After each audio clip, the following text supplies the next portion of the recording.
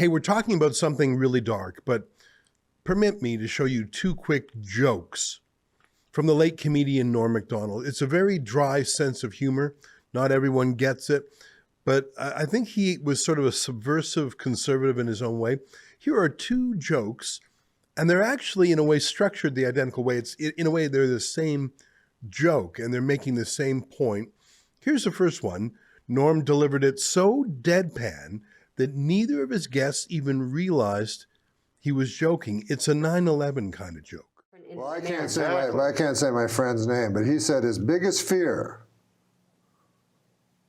is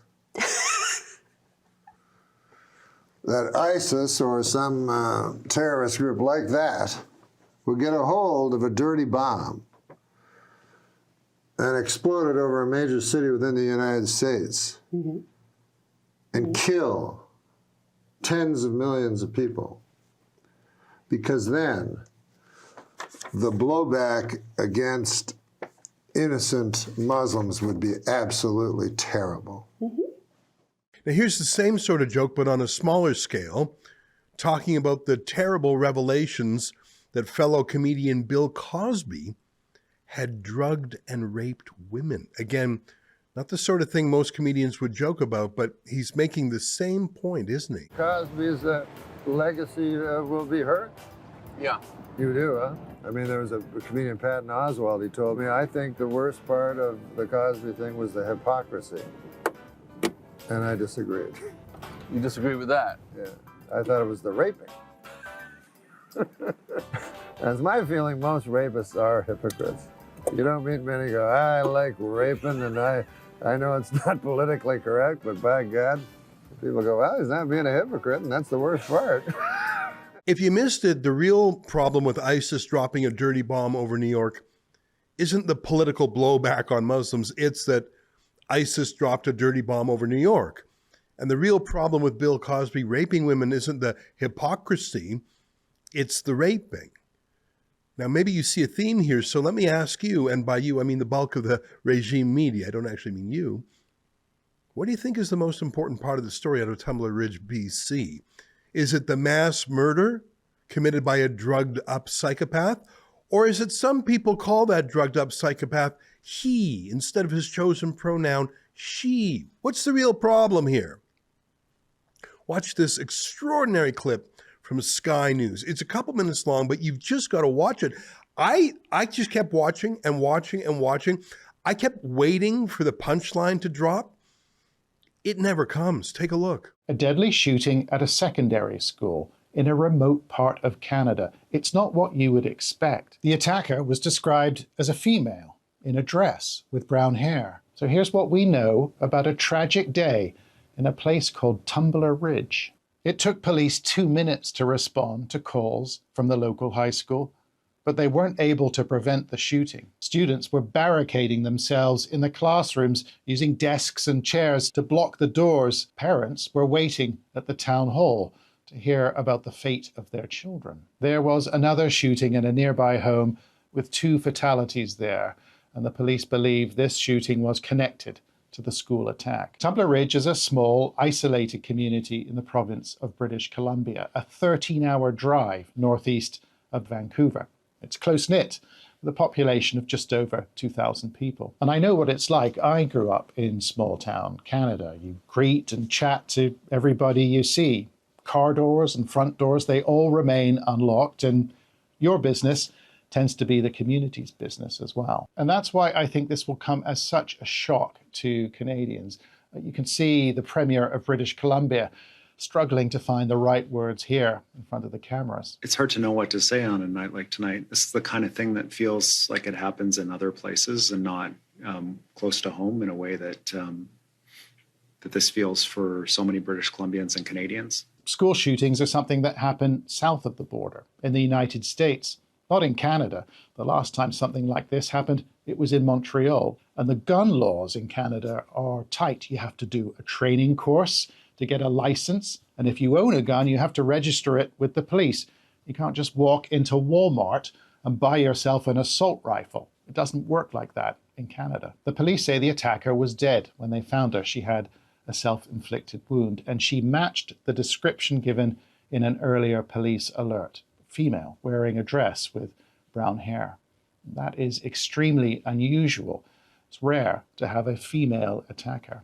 I think we will struggle to determine the why, but we're going to try and do our best to determine what transpired that day and what led up to this tragic event. That is a candid assessment from a member of a deeply shocked community.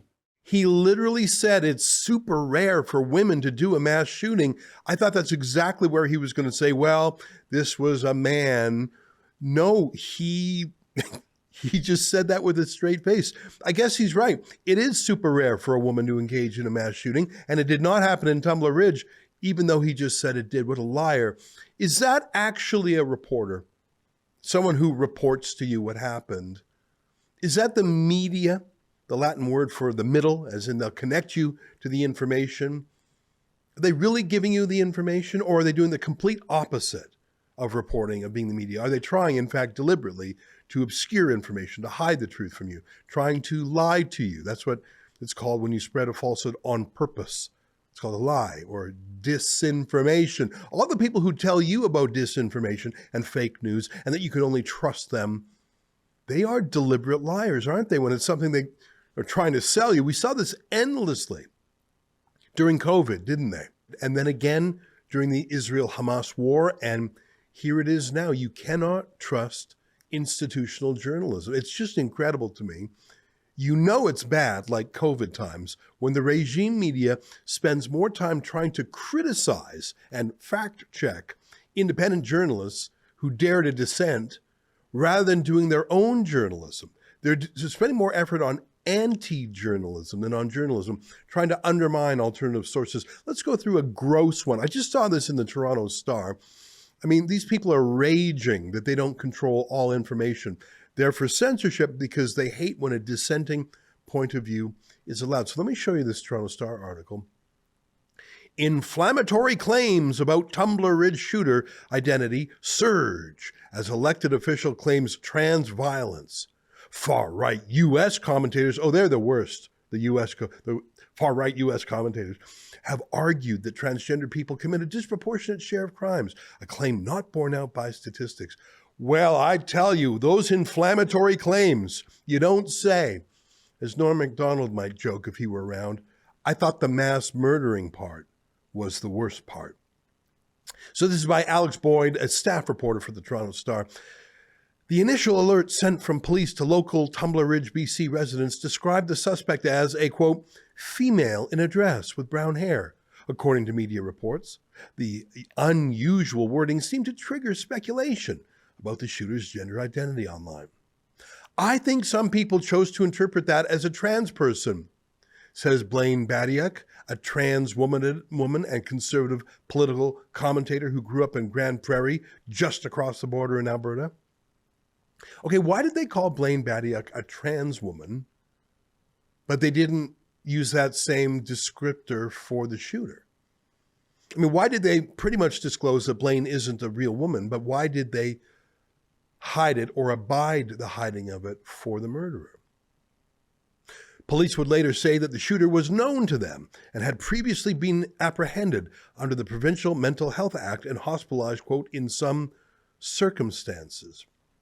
That's incredible. In fact, I saw a report today that police interacted with him and his family, either in person or by phone, 60 times. If that's true, that is shocking.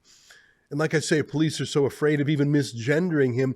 Were they also afraid politically to arrest him? Given all his bizarre outbursts and danger, if you're afraid to call a guy he instead of she, you're probably afraid to arrest him. Back to the Star. That should be the focus, said Badiak, who remembers well the scarcity of mental health resources in remote northern resource towns. That we have a mental health crisis on our hands for youth. Okay, are you saying that transgenderism is a mental health crisis or being pumped with drugs or hormones? I'm not sure, but he said it. Back to the story. But online, the shooter's suspected transgender identity was frequently emphasized, even before it was officially confirmed. What does that mean? Something's officially confirmed. Is there an office of confirming things? What independent journalist learned something by researching. I mean, that's how the facts came out. Juno News, our friends over there, they didn't wait until some government office told them they could publish it. They called around and found out, what does it mean, officially confirmed? Do we have to wait for someone official to tell us now it's okay to publish the truth? Is that what the Toronto Star does? Does any other murderer get that kind of treatment from the media? I mean, look at this from the CBC. They're literally using the killer's first name like he's a friend or something. Maybe they're doing that to avoid saying he or she. They're calling him Jesse. The RCMP say that there had been several mental health related calls to Jesse's home in recent years. The most recent was last May. Police say Jesse had been apprehended for assessment and follow-up related to mental health. The Globe and Mail is reporting Jesse had recently returned from receiving psychiatric care in Prince George and had previously set a fire in the family home. We know Jesse dropped out of school about 4 years ago. Police also told us Jesse began transitioning from male to female about 2 years before that. Jesse this, Jesse that. It would be like saying Adolf instead of Hitler.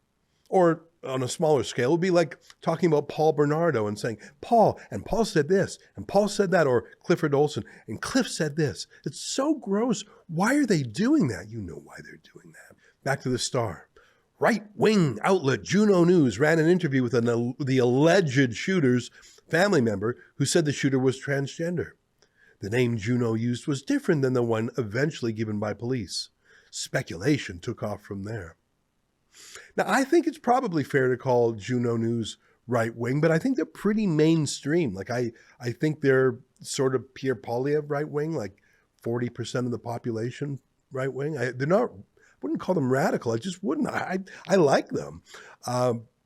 Right wing, but they're not crazy. They're pretty accurate. They're certainly no further out there on the right than the Star is on the left. So Juno News confirmed the facts with the murderer's family. That's called journalisming. But the Star said they were supposed to wait until officials gave the green light to reporters to say that. Why would they wait? Because the Star was waiting for instructions? By the way, Juno confirmed the facts. The murderer, who is legally called Jesse Van Rootselaar, actually went by the family name. There were multiple last names in the family, went by Jesse Strang. So why would the police say, no, it's Jesse Rootselaar when he went by Jesse Strang? I think it's obvious because Jesse Strang is the name the murderer used with his endless online rants about being transgender. I think the police didn't want people to Google the name he used online, and the Star agrees with that, I guess. They're really mad that Juno News is using the killer's name that he used online.